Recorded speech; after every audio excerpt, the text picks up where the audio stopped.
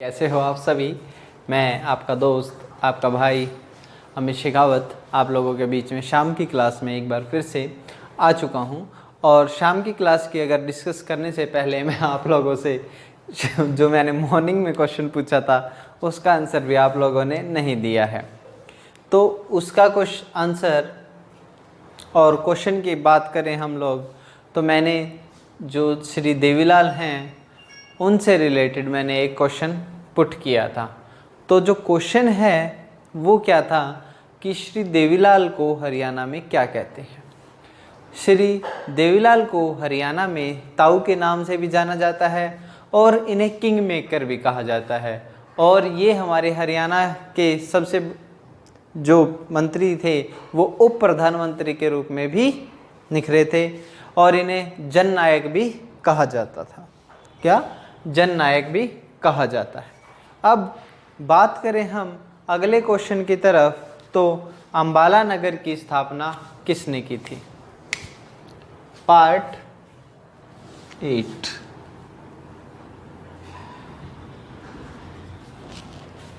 History of Haryana. पहला question topic लिख देता हूं, हिस्ट्री ऑफ हरियाणा। ठीक है, हिस्ट्री ऑफ हरियाणा की बात करें अगर हम लोग तो क्वेश्चन है अंबाला। अंबाला से रिलेटेड क्वेश्चन आया है, तो अंबाला से रिलेटेड क्वेश्चन है कि जो हमारे अंबाला की स्थापना किसने की थी, तो वो थे 14वीं शताब्दी में अंबा राजपूत द्वारा इसकी स्थापना की गई थी। इसी के बाद ही इसका नाम अंबाला पड़ा। तो किसने की थी, अंबा राजपूत। अंबा राजपूत ने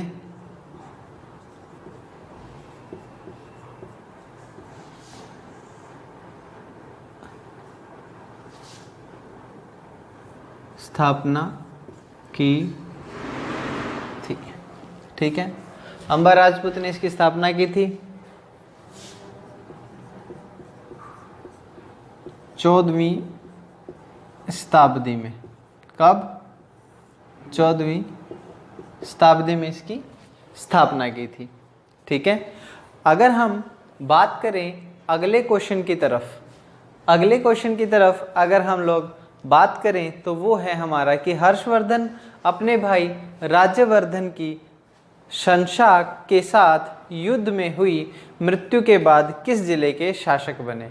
तो वो जो बने वो किसके बाद मृत्यु बने, सॉरी किसके राजा बने, वो बने थानेसर के। किसके, थानेसर के वो राजा बने। ठीक है, अगले क्वेश्चन की तरफ बढ़े। ओह सॉरी, हम इस क्वेश्चन को राइट डाउन कर देते हैं कि हर्षवर्धन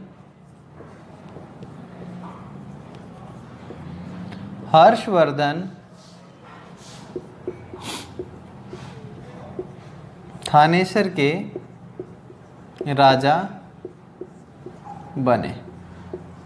ठीक है, क्वेश्चन की बात करें, अगर ऊपर वाले क्वेश्चन की बात करें तो ये पीजीटी केमिस्ट्री के पेपर में आया था। पीजीटी केमिस्ट्री के पेपर में आया था। इस क्वेश्चन की बात करें तो ये जेई सिविल में आया था। जेई सिविल के पेपर में आया था। ठीक है, जेई सिविल के पेपर में आया था। अब बात करें हम कि हरियाणा का कौन सा स्थान स्वाधीनता सेनानी लाला लाजपत राय के राजनीतिक तथा साथ ही साथ सामाजिक गतिविधियों का स्थल था। तो वो कौन था, लाला लाजपत राय का जो स्थल था वो कौन सा था, हिसार था। लाला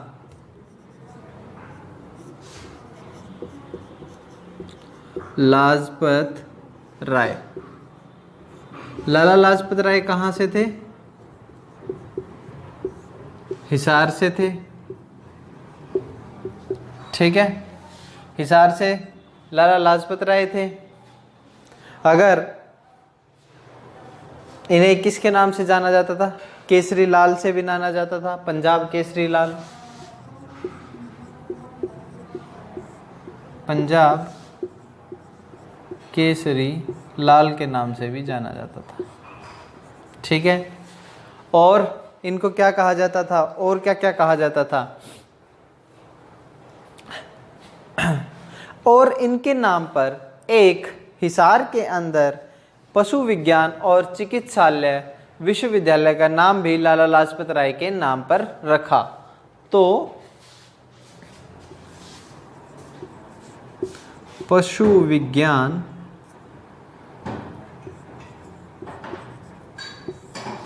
एवं चिकित्सा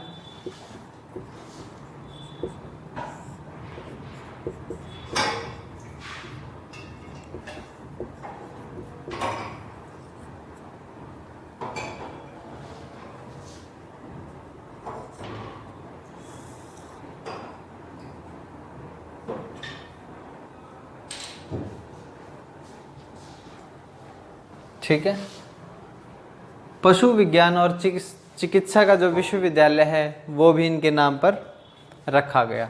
अगले क्वेश्चन की तरफ बढ़ने से पहले मैं इस क्वेश्चन की बात करना चाहता हूँ। पीजीटी फाइन आर्ट में ये क्वेश्चन आया था। ठीक है, अगले क्वेश्चन की तरफ बढ़ें हम तो गुड़गांव फर्रुखनगर मार्ग पर स्थित हरियाणा के सुल्तानपुर पक्षी विहार की खोज किसने की थी? तो वो जो खोज थी वो कौन था? इस सुल्तानपुर पक्षी विहार।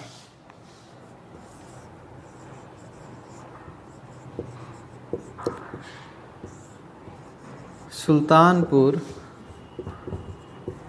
पक्षी विहार की खोज किसने की? पीटर जैक्सन ने। पीटर जैक्सन ने खोज की थी। पीटर जैक्सन ने इसकी खोज की थी। ठीक है, अगर क्वेश्चन की बात करें तो ये कहाँ पे आया था? पीजीटी केमिस्ट्री के पेपर में। पीजीटी केमिस्ट्री के पेपर में आया था सुल्तानपुर पक्षी विहार। जो पीटर जैक्सन है उन्होंने इसकी स्थापना की थी। 1971 में इसकी स्थापना हुई थी। 1971 के अंदर इसकी स्थापना हुई थी और 1972 में जलीय पक्षीय हेतु आरक्षित क्षेत्र इसे घोषित किया गया था। यह हरियाणा का सर्वप्रमुख इको पार्क है। कौन सा पार्क है? इको पार्क इसे कहा जाता है। अगले क्वेश्चन की तरफ बढ़ते हैं हम तो हरियाणा में अंबाला कंटेनमेंट की स्थापना कब हुई? तो अंबाला की जो स्थापना हुई थी वो हमारे 1847 में अंबाला को ज़िले का दर्जा दिया गया था। और 1847 में नहीं, 1843 में इसको अंबाला का ज़िले का दर्जा दिया गया था और 1859 ईस्वी में अंबाला ज़िले का जो मुख्यालय बना और प्रभाग पंजाब प्रशासन के प्राधीन था। किसके? ठीक है, तो अंबाला कंटेनमेंट। अंबाला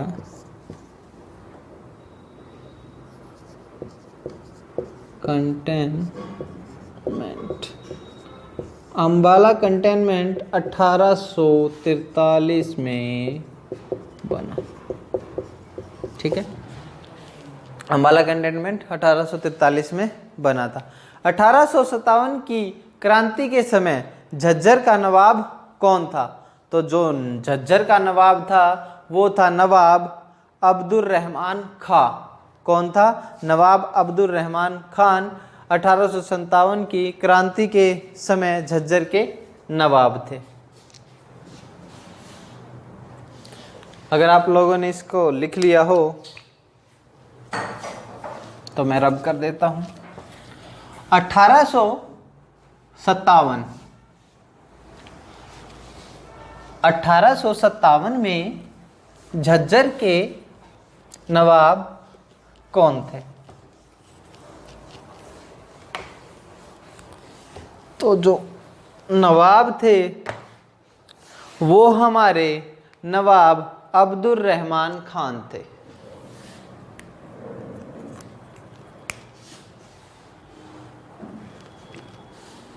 (1857) में झज्जर के नवाब, ठीक है। 1857 में झज्जर के नवाब कौन थे?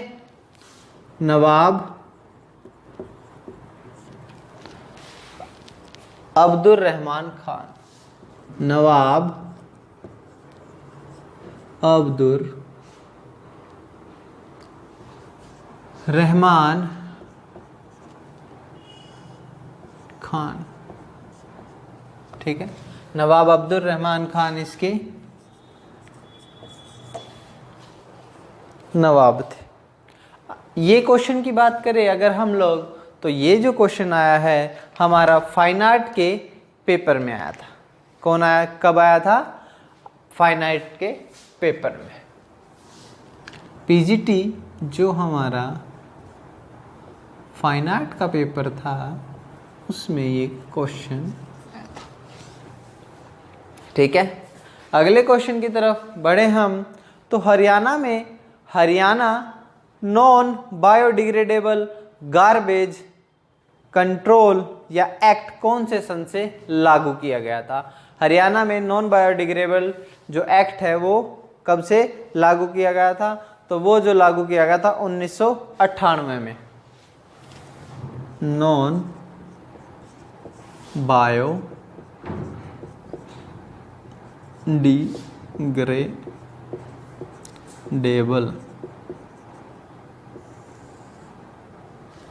Non biodegradable garbage act. Non biodegradable garbage जो एक्ट है वो हमारा 1998 में लागू हुआ, ठीक है। अगला क्वेश्चन, अगले क्वेश्चन की तरफ बढ़ते हैं। पतंजलि योगपीठ के संस्थापक योग गुरु बाबा रामदेव कहाँ से ताल्लुक रखते हैं? तो ये जो ताल्लुक रखते हैं और इनका जन्म जो हुआ था वो हमारे महेंद्रगढ़ के अंदर हुआ था। कहाँ पर? महेंद्रगढ़ के अंदर। बाबा रामदेव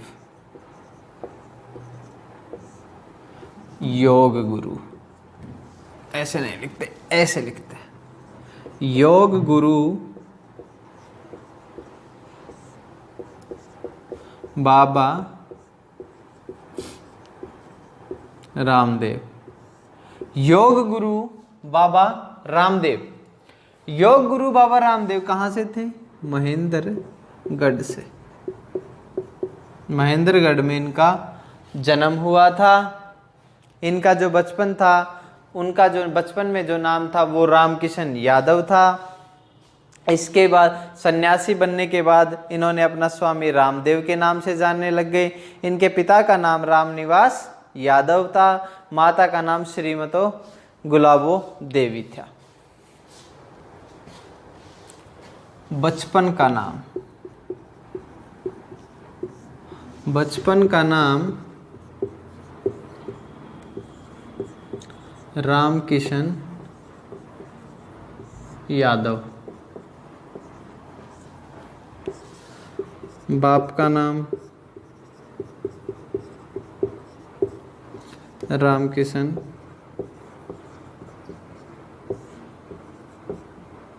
यादव। माँ का नाम गुलाबो देवी, ठीक है। बाप का नाम इनका रामकिशन यादव था और सॉरी रामकिशन नहीं, रामकिशन तो इनका नाम हो गया, रामनिवास यादव।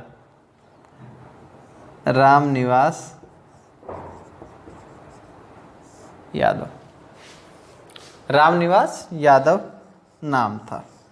ठीक है, अगले क्वेश्चन की तरफ बढ़ने से पहले एक बात करना चाहूँगा इस क्वेश्चन की। तो पीजीटी मैथ मेवात की जब पेपर हुए थे तो उसमें ये क्वेश्चन हमारा पूछा गया था। ठीक है, पीजीटी मेवात के अंदर क्वेश्चन अगली की बात करें हम तो सरस्वती नदी जो गायब हो चुकी है उसे क्या कहा जाता है और वह कहाँ से होकर बहती है? तो वह कहाँ से होकर बहती है? यमुनानगर से होकर बहती है। सरस्वती नदी का जो उद्गम स्थान है वह हिमाचल प्रदेश के सिरमौर नामक स्थान से निकलती है। मारकंडा और टगरी इसकी सहायक नदियां हैं। यह यमुनानगर, कुरुक्षेत्र, कैथल, फतेहाबाद, सिरसा से गुजरती हुई घग्गर नदी में मिल जाती है। तो सरस्वती नदी का उद्गम स्थल कहाँ है और कहाँ से होकर बहती है? तो सरस्वती नदी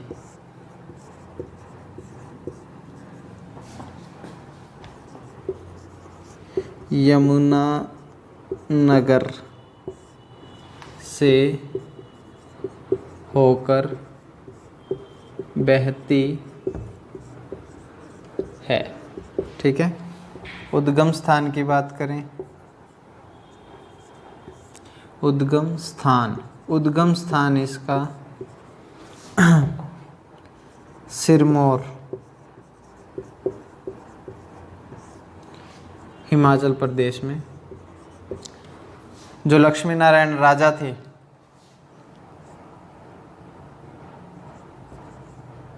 हिमाचल प्रदेश। ठीक है, सिरमौर से लक्ष्मी नारायण जो राजा थे वो बिलोंग करते थे और यमुनानगर से ये जो नदी है वह होकर बहती है।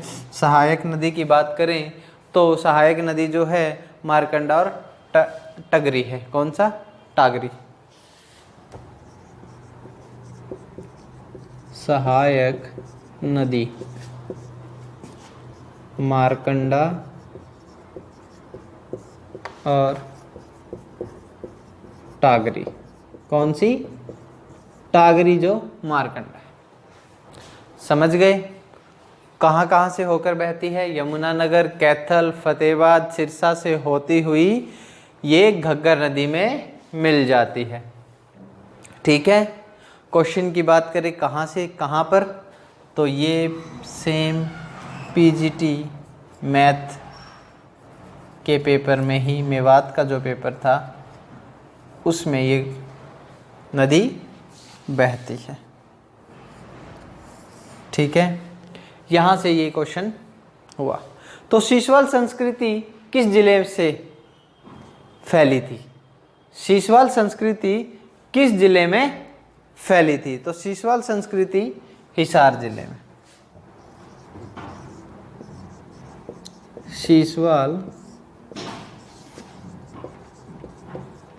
संस्कृति हिसार जिले में फैली थी। ठीक है, तो सीसवाल संस्कृति हमारी कहाँ फैली थी? हिसार जिले में फैली थी। अब आपके लिए एक अगला क्वेश्चन है जो कि मैं आप लोगों के लिए छोड़ रहा हूँ। हमेशा ही छोड़ता हूँ लेकिन आप लोग कोई जवाब नहीं देते हो। ठीक है, तो सन 1888 में इलाहाबाद में आयोजित हुए भारतीय राष्ट्रीय कांग्रेस के चौथे अधिवेशन में किस राष्ट्रीय नेता ने हिसार के प्रतिनिधि के रूप में भाग लिया था? सन 1888 में इलाहाबाद में आयोजित हुए भारतीय राष्ट्रीय कांग्रेस के चौथे अधिवेशन में किस राष्ट्रीय नेता ने हिसार के प्रतिनिधि के रूप में भाग लिया था? तो ये क्वेश्चन मैंने आप लोगों को, इसका आंसर मैंने आप लोगों को करवाया भी है कि हिसार से कौन ताल्लुक रखता है, कैसे है। उन्हें पंजाब का केसरी लाल भी कहा जाता है, पंजाब केसरी लाल से भी विख्यात है, तो उसका आंसर वो है। तो इसका आप आंसर मुझे कमेंट सेक्शन में जरूर देंगे। ठीक है, तो आज की क्लास मैं यहीं पर ख़त्म करता हूँ और आज की क्लास ख़त्म करने के बाद आप सभी को मेरा राम राम।